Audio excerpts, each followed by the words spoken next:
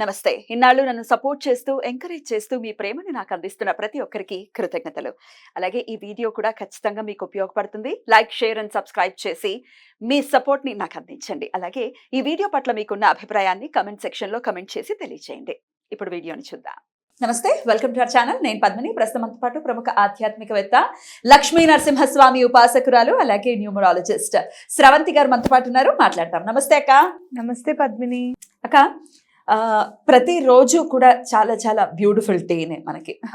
మనం కళ్ళు తెరిచి ఆ సూర్యోదయాన్ని చూసి ఏదో సినిమాలో చెప్పినట్టు ఉండరా సన్ రైజ్ ని ఎంజాయ్ చేస్తున్నాను అన్నట్టుగా మనం అలా ప్రతి రోజుని కూడా డెఫినెట్ గా ఎంజాయ్ చేయాలి. బట్ ఈ సమస్యల సుడిగుండంలో ఉన్నప్పుడు ఆబ్వియస్ గా మన మనసు ఎలా వస్తుంది ఆనందంగా ఉండడానికి కదా. అయితే మీరు యాజ్ ఎ న్యూమరాలజిస్ట్ గా చాలా బ్యూటిఫుల్ గా మేనిఫెస్టేషన్ టెక్నిక్స్ అన్ని చాలా చెప్తూ ఉంటారు. ప్రతి రోజులో కూడా ఒక్క పర్టికులర్ టైం ఏదైనా ఉంటుందా? చాలా బ్యూటిఫుల్ టైం ఇది, దీన్ని వినియోగించుకోండి ప్రతిరోజు. అది మేనిఫెస్టేషన్ చేసుకోవడానికి అవ్వచ్చు, భగవద్ ఆరాధనకు అవ్వచ్చు, ఏదైనా ఎలా అయినా కానీ ఏదైనా అలాంటిది ఉంటుందా అక్క? ఉంటుంది తప్పకుండా. అయితే తెలుగులో మనం వీటిని అమృత ఘడియలు అంటాం. అలాగే ఏదైనా అంటే సుముహూర్తము అనేది రాయరు మన దాంట్లో, కానీ అమృత గడియలు మంచి సమయం అని కూడా రాస్తూ ఉంటారు కొన్ని. అయితే దీంట్లో మనకి న్యూమరాలజీలో ఎట్లా తెలుసుకోవాలి? చాలా మంది అది చూడకపోవచ్చు. ఒక్కొక్కసారి అమృత గడియలు ఇవాళ లేవు అని కూడా ఇస్తూ ఉంటాం. కాకపోతే ఈ న్యూమరాలజీలో ఏంటంటే ప్రతిరోజు కూడా మనము పర్టికులర్ లక్కీ టైంని మనం తీసుకోవచ్చు అనమాట. అది ఎలా తీసుకోవాలి అనేది నేను నేర్పిస్తాను. ఎందుకంటే ఏదైనా కూడా సరైన సమయంలో చేస్తే తొందరగా పని అవ్వడానికి అవకాశం ఉంటుంది.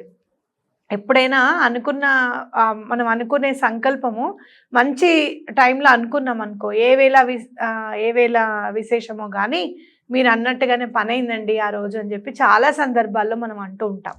అంటే ఏంటంటే ఆ పర్టికులర్ సమయము ఆ సంకల్పాన్ని నెరవేర్చే విధంగా ఉంది అని మనం చెప్పుకోవచ్చు అనమాట. ఇప్పుడు మనకి golden time of the everyday రోజు చూద్దాం. గోల్డెన్ టైం అనేది ఉంటుంది. అది ఎలా మనం క్యాలిక్యులేట్ చేసుకోవచ్చు చాలా వివరంగా తెలియజేయబోతున్నారు అక్క. అది మరి క్లోజ్ లో నేను ఒకసారి చూపిస్తాను. తప్పకుండా. Ready, close please. వాళ్ళు చూసారా మీరు? Date 26th of July. అవును, ఓకేనా? ఇప్పుడు ఇవాంటి గోల్డెన్ టైం ఏది అనేది మనం చూసుకుంటే 2 + 6 చేస్తే ఏమొస్తుంది? 8. తర్వాత 7 అంటే రాత్రి 8 గంటల 7 నిమిషాలకి. ఇవాళ 26 26 అంటే 2 + 6 8. అలాగే 7 అంటే 07 అన్నమాట. రేపైతే 27. రేపు 27 7వ నెల. సంవత్సరంతో పని లేదా? సంవత్సరంతో పని లేదు మనకి. ఉంది ఇదే 9 గంటల 7 నిమిషాలు. 9 గంటల 7 నిమిషాలు. 29 అయితే ఓకే. అట్లా. ఇప్పుడు ఇవంతా ఇది నైట్ అన్నమాట మనకి. ఓకే, ఇది కూడా నైట్.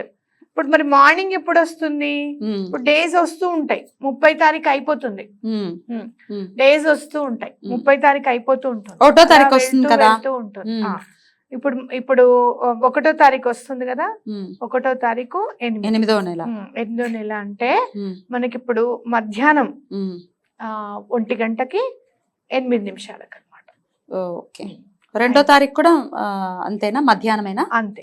ఎలా మరి ఇది ఎలా తెలుస్తుంది మనకి? మధ్యాహ్నం ఏదో సాయంత్రం ఏదో? మధ్యాహ్నం ఏది సాయంత్రం ఏది అని కాదు.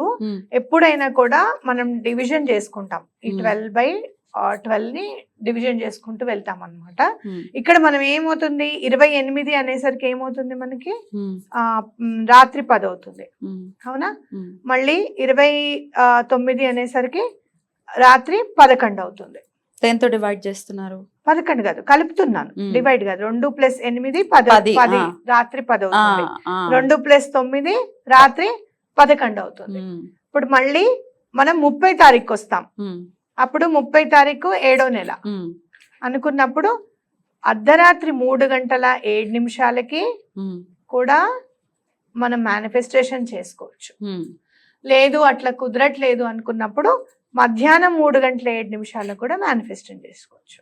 అక్కడ ఇంకొంచెం అలాంటి కొంచెం ముద్దపప్పులకు అర్థం కావాలి కాబట్టి 1వ తారీఖు అయితే ఎప్పుడు వస్తుంది అమృత గడియలు, 2వ తారీఖు అయితే ఎప్పుడు, 3వ తారీఖు చెప్పారు, ఒక్కసారి ఆర్డర్ లో ఇప్పుడు చెప్పండి మళ్ళీ please. ఇప్పుడు 1వ తారీఖు వచ్చింది అనుకో పద్మిని, 1/8 ఆగస్టు ఆగస్టు 1/8 ఉన్నాం.